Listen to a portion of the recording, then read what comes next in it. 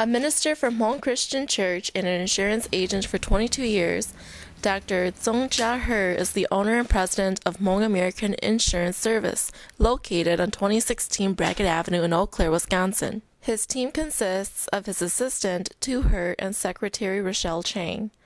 While he serves clients outside of Wisconsin, Dr. He says insurance policies and regulations differ from state to state. He is licensed to practice life, health, and property and casualty insurance in 16 states. He says his insurance agency tries to give their clients the best insurance quote to fit their needs and budget.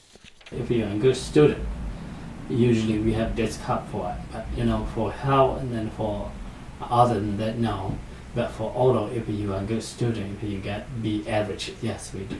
Dr. He says what sets them apart from other agencies are the 15 different types of companies they contract with and the various products that are offered to their clients. The agency offers life insurance services to better serve its clients, which include auto, home, and commercial insurance, retirement plans, level term with return of premium annuities, and whole life and permanent life insurance policies.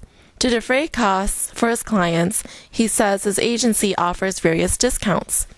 For example, for home and auto, if they have more than one auto, we have discount for them. If they have a home and auto together, we also have a discount for them.